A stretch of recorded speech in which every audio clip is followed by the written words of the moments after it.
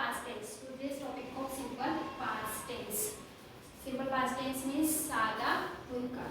जेव्हा कधी आपल्याला ऍक्शन कंप्लीट झाली असं शो करायचं असेल तर तेव्हा आपण पास्ट टेन्सचा काय करतो यूज करतो की आपली ऍक्शन झाली कंप्लीट झाली तुमची ऍक्शन म्हणजे तुम्ही ती कंप्लीट केली किंवा दुसऱ्या कोणाने कंप्लीट केली आहे तर ते दाखवण्यासाठी आपण काय करतो सिंपल पास्ट टेन्सचा यूज करतो. म्हणजे थोड्या वेळ आधी आपली ऍक्शन कमी झाली आहे काल रात्रीपर्यंत वगैरे 2 दिवसाआधी तर आपण त्याच्यासाठी काय करतो सिंपल पास्ट टेन्सचा यूज करतो. ठीक आहे. आता इथे बघा मी काही सेंटेन्स लिहिले आहे. स्ट्रक्चर दिले आहे subject plus V2 plus object. आपल्याकडे V2 म्हणजे सब्जेक्ट मीन्स काय I he she person name place name okay. Then work work means काय ऍक्शन वर्ड. जेव्हा कधी आपण come go jump cry laugh अशा काही ऍक्शन करतो तर त्याला आपण काय म्हणतो वर्क ओके. आणि जे काही असतं म्हणजे ऑब्जेक्ट ऑब्जेक्ट हा सब्जेक्ट आणि वर्बच्या रिलेटेड आपण घेतो. जसं की ही केम टू मी यस्टरडे तो आलाय पण कधी आलाय तो माझ्याकडे काल आलाय. ही केम टू मी यस्टरडे तो माझ्याकडे आला कधी आलाय तर काल आला. तर ही आणि केम तो आला तर त्या आल्याच्या रिलेटेडच मी पुढचं तुमचं काही जे काय असेल ते काय तुमचं ऑब्जेक्टिव्ह. ठीक आहे. नेक्स्ट सेंटेन्स बघा आय विजिट हिम डेली. मी त्याला भेटलो. आता मी त्याला भेटलो भेटलोच्या रिलेटेडच दुसरं तुमचं जे काही ऑब्जेक्ट असेल मी त्याला भेटलो आय विजिट हिम डेली. मी त्याला दर दिवशी भेटत असे. मी त्याला दर दिवशी भेटत असे म्हणजे मी त्याला दररोज भेटत होतो असं पण म्हणू शकता. ठीक आहे. We swam every day in May. आम्ही मे महिन्यात दर दिवशी पोहत असतो. आता सपोज मागच्या समजला तुम्ही मामाकडे गेलेले असाल तर तुम्ही तिथे काय करत होत्या मे महिन्यामध्ये तुम्हाला सुट्ट्या असतात आणि मे महिन्यामध्ये तुम्ही काय करता मामाकडे गेल्यावर पोहायचं काम करता.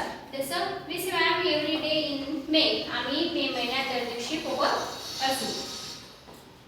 आता हे वी स्वॅम म्हणजे आम्ही पोहत असू त्याच्या कसं पोहत असू एव्हरी डे पोहत असू मॉर्निंगला पोहत असू किंवा इव्हिनिंगला पोहत असू तर त्याच्या रिलेटेड तुम्ही कुठला पण ऑब्जेक्ट घेऊ शकता. ठीक आहे. We went to Pune last night. We went to Pune. We went तो गेला. तो गेल्याच्या रिलेटेड तुमचं काय आलं ऑब्जेक्ट. तो कुठे गेला क्वेश्चन तयार होतो ना तो कुठे गेला तर पुढचं जे काही असेल ते तुमचं काय असेल object. He went to Pune. तो कुठे गेलाय पुण्याला गेलाय.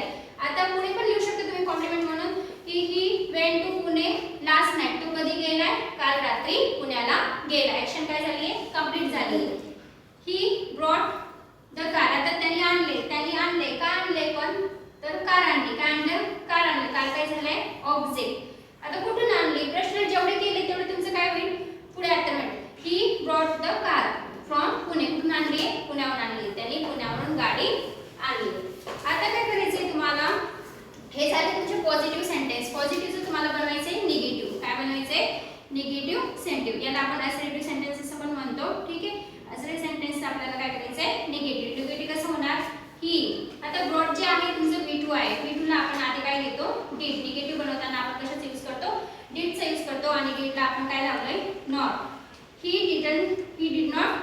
आता इथे ब्रॉड हे V2 आहे तर V2चं तुम्हाला इथे काय करावं लागेल V1. काय होतं bring. He did not bring the car